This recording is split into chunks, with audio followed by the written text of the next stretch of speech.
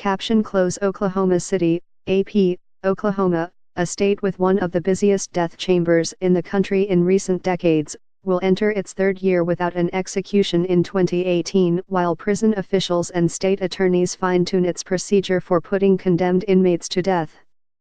Oklahoma Attorney General Mike Hunter said last week he was planning to meet with top prison officials and that he expected more clarity on the state's new lethal injection protocols in the next 2 or 3 weeks. "We need to feel some urgency, but we also need to get it done right," Hunter said. "I'd say both of those things are equally important." Republican Gov. Mary Fallin said she has confidence in Hunter and Department of Corrections Director Joe Albaugh to develop new protocols, but acknowledged the challenge the state faces in acquiring the lethal drugs.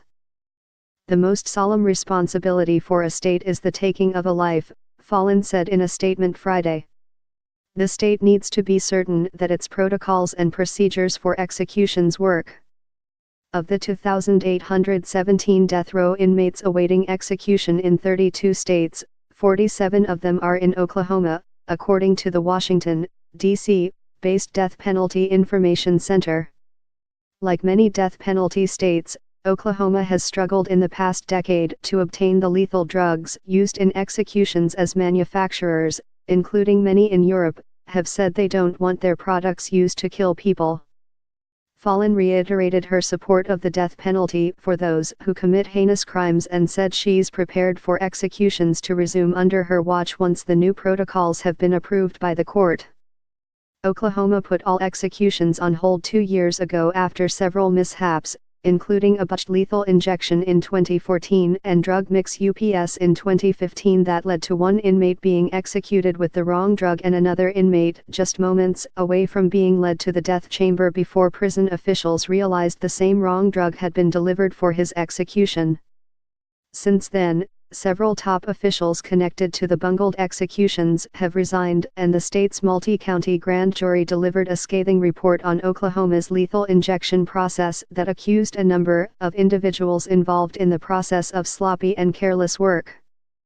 Albaugh, the state's new prisons director, has declined repeated requests by the Associated Press to discuss the new execution procedures, and a spokesman for the agency said only that they are continuing to work on the protocols.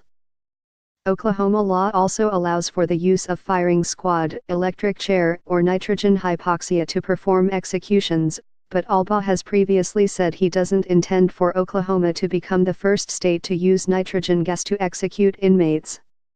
Since executions halted, 16 Oklahoma death row inmates have exhausted their federal appeals and are awaiting dates to be sent to the death chamber inside the Oklahoma State Penitentiary in McAlester. And a federal lawsuit challenging Oklahoma's execution protocols as unconstitutional remains dormant in federal district court in Oklahoma City, but is expected to be reactivated once the new protocols are released, said Dale Bake, a federal public defender representing a group of Oklahoma death row inmates. "We'll review the protocol and at some point, approach the court with our concerns," Bake said.